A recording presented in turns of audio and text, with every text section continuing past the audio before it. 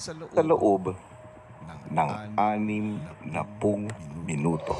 Sa puntong ito, maaari nang magtulungan ang dalawang natitirang duo sa pagbubuhat. Ngunit, kasabay nito, mas bibigat ang bateryang inyong dadalhin. Kadikit ng inyong weekly task, ang iyong ikatlo at huling regalo. At ang regalong ito ay hindi lamang para sa isa, kundi para sa nakararami. Dahil ito ay isang collab charity at nais kong ikaw ang maging daan upang ito ay mabuksan at masimulan. Apo, sige po kuya.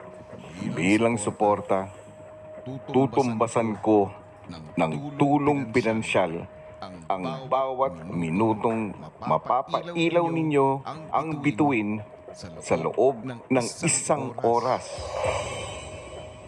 Ang tungkol sa ikatlong regalo ay mananatili munang sikreto Sige. hanggang sa sandaling aking itatakbo.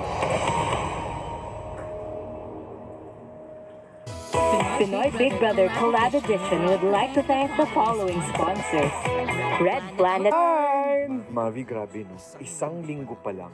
Pero grabe, intense na yung mga nangyayari sa loob ng bahay ni Kuya. Tsaka ito this week, mapapanood na natin ang pag-share ng mga housemates sa kanilang mga life experiences. Doon mo nakita yung mga mugto, yung mga mata. Ako ang very glad bilang naging guest housemate, no?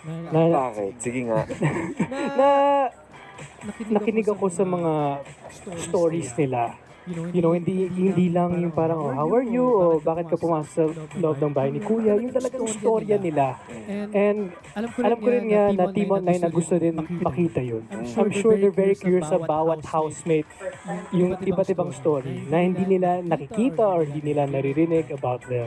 Tsaka yun nga yung maganda dun kasi akala natin, mukhang masungit. Akala natin mukhang na parang hindi madaling ma-approach. Pero kapag nadinig mo na yung kwento nila, dun mo na mas nakikilala yung mga housemates ni Kuya. Kaya naman, wish granted tayo kay Kuya. Dahil mapapanood na yan sa YouTube account ng PBB starting tomorrow. Yes, at ngayon, meron pa tayong PBB exclusive sneak peek.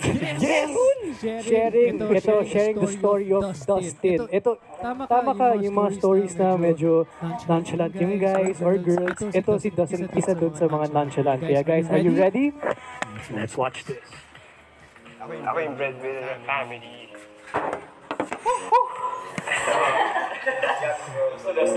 Nagtrabaho na ako, high school pa lang. Galing ako sa Chinese school na private. Mga classmates ko, barkada ko, mayaman. Ako hindi kasi nag-bankrupt yung family business namin. Ako yung laging sinasabihan ng black sheep. Pero ako yung laging nagtatrabaho para sa pamilya.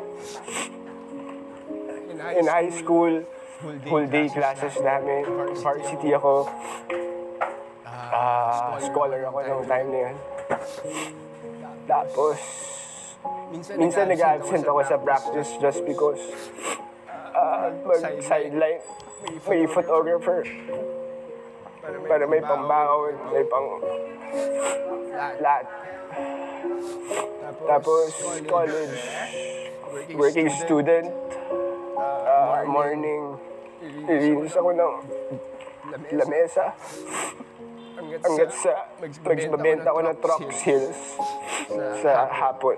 Tapos pasok ako college. Ganun naging routine ko.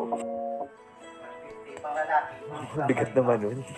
Imagine. Hindi, pero feeling ko ganun din ako. Kasi akala ko kapag si Dustin, tapos you pa yung apelido, parang akala mo mayaman. Kasi diba, Chinese yung apelido. Pero iba yung kwento na nadidinig natin ngayon. Diba? Alright, eto, tuloy na natin.